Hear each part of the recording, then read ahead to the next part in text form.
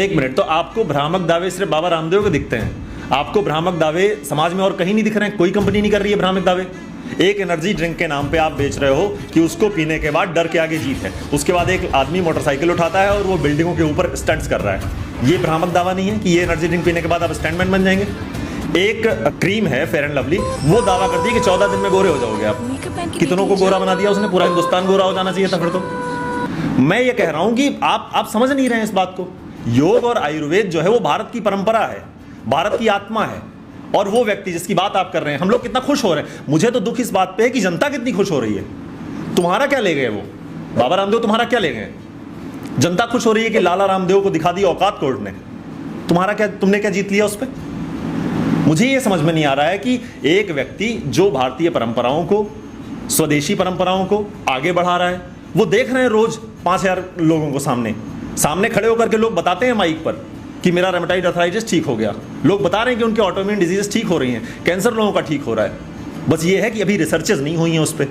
आज के 20 साल पहले, 50 साल पहले अगर आपको कोई कहता कि मोबाइल से वीडियो कॉल भी की जा सकती है, आमने सामने देख सकते हैं एक दूसरे को, मानते आप?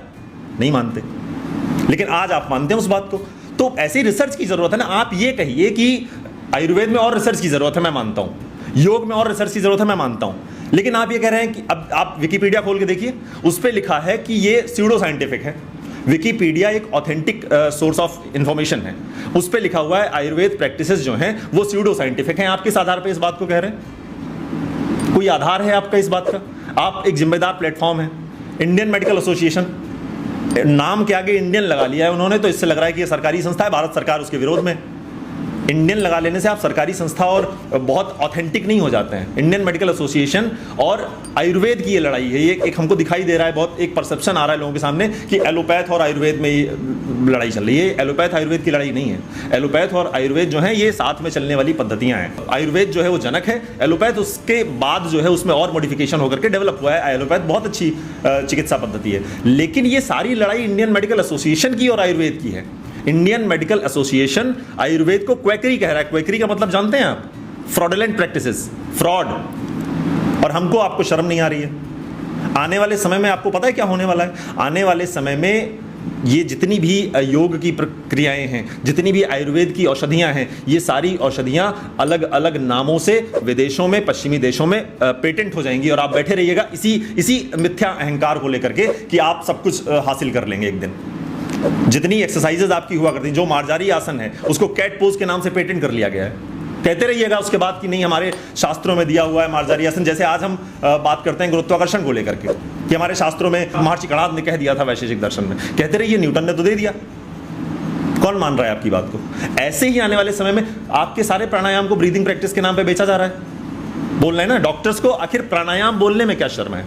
आप उसको प्राणायाम क्यों नहीं कह पा रहे हैं कि प्राणायाम करने से आप स्वस्थ हो जाएंगे? आप कह रहे हैं कि ब्रीदिंग एक्सरसाइजेस आप करेंगे तो आप स्वस्थ हो जाएंगे। ब्रीदिंग एक्सरसाइज को अगर आप प्राणायाम कह देंगे तो आपको पता है क्या होगा? उससे ये होगा कि आयुर्वेद और योग की जीत हो जाएगी। और ये कैसे स्वीकार कर लें?